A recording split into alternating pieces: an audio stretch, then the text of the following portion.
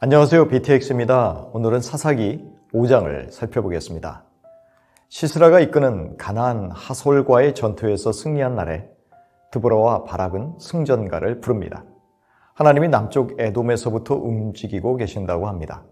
땅을 진동하게 하시고 물을 내리시는 하나님의 우주적인 구원의 행보를 이스라엘 백성이 체험한 것이죠. 사사기 5장 6절에는 삼갈의 날과 야엘의 날이란 말이 있는데, 이는 압제자의 손에서 이스라엘을 구원해 줄 인물인 삼갈, 야엘이 사사로 활동하던 시대를 말합니다. 이때에 이스라엘은 이방 민족의 침략을 받아 고통을 받던 시절이라 백성들은 그 압제 앞에서 숨을 죽이며 불안하게 살 수밖에 없었습니다. 그래서 마음대로 밖에 다니면서 활동하지도 못하여 적막한 환경이었습니다. 그런 비참한 백성들의 삶이 드보라가 하솔왕 야빈과 그의 군대 장관 시스라를 치기까지 이어졌습니다. 그들에겐 정규적인 군대도 없었고 방패와 창과 같은 변변한 무기도 없었습니다. 경제적으로, 사회적으로, 군사적으로 적들에게 눌리는 비참한 삶이 이어졌다는 것입니다. 그런데 설상가상으로 전쟁의 날이 닥친 것입니다. 더 큰 재앙이 이스라엘 백성들을 위협하게 된 것이죠. 그런데 이런 재난과 불행의 삶을 살아갈 수밖에 없었던 이유는 바로 이스라엘 백성들이 새 신들, 즉 가나안의 신들을 택하였기 때문이었습니다. 이처럼 하나님의 자녀들이 곤고하게 살아갔던 이유는 하나님보다 우상들을 섬겼기 때문이라는 것이죠. 이때 이스라엘의 지도자들이 하나님의 백성들과 합력하여 함께 전투를 치르기 위하여 내려왔습니다. 흰 나귀를 탄 자들, 양탄 자에 앉은 자들은 신분이 높은 자들임을 알 수 있습니다. 함께 적들을 물리치기 위한 전쟁에는 빈부귀천이 따로 없었음을 노래합니다.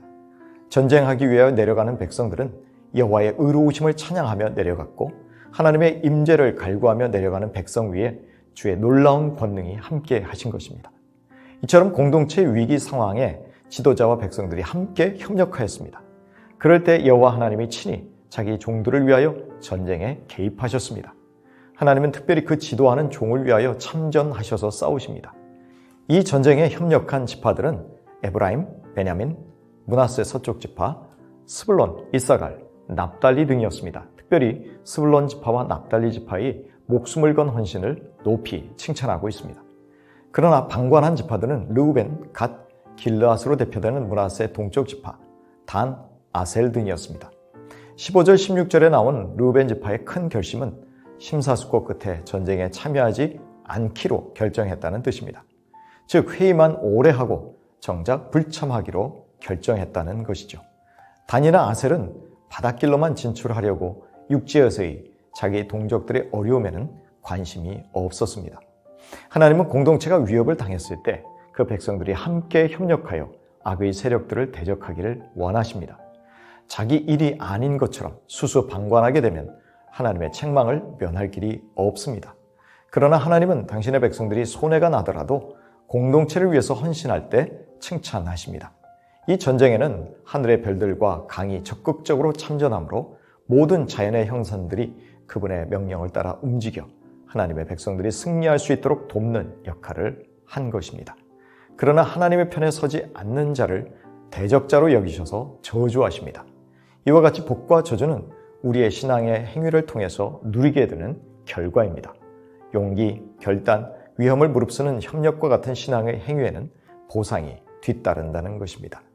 놀라운 승리의 어두운 이면에 메로스 성읍이 거듭 저주를 받는 것은 동맹국이 위기를 당했을 때 이들이 배신과 반역을 저지른 것이 아닌가 추측합니다. 반면에 겐사람 헤벨의 아내 야엘은 자기 가족과 친분이 있는 야빈 왕의 군대 장관 시스라를 직접 죽임으로 칭송과 축복의 대상이 되었습니다. 이 여인은 시스라를 영접하여 우유를 주어 잠들게 하고는 직접 장막 말뚝과 방망이로 시스라의 관자놀이를 꿰뚫어 죽였습니다. 여장부의 대담함과 용맹이 빛나는 장면입니다. 사사기 4장에서 5장은 신앙의 여인들이 보여주는 용기가 두드러지고 있으나 대조적으로 바락으로 대표되는 남자들은 유약하게 묘사되고 있습니다. 복음서에서도 예수님이 부활하신 날 무덤을 찾아간 이들 역시 겁쟁이 남자 제자들이 아니라 용기 있는 여인들이었습니다.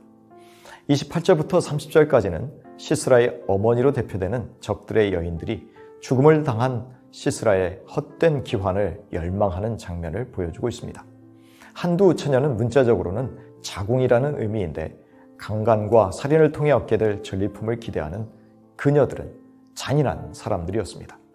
승전가는 주의 원수들이 다 시스라와 그 군대처럼 망하고 주를 사랑하는 자들은 해가 힘있게 도둠같이 되기를 바라는 희구로 마무리되고 있습니다.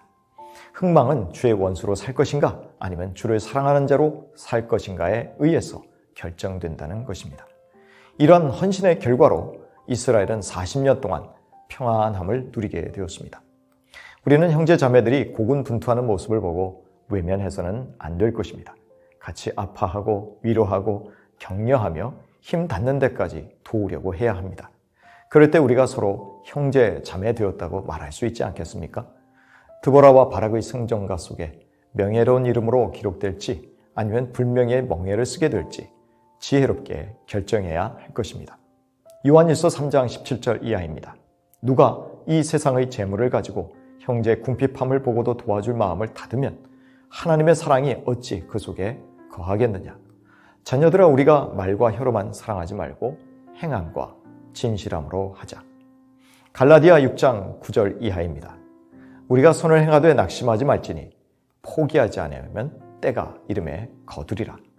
그러므로 우리는 기회 있는 대로 모든 이에게 착한 일을 하되 더욱 믿음의 가정들에게 할지니라.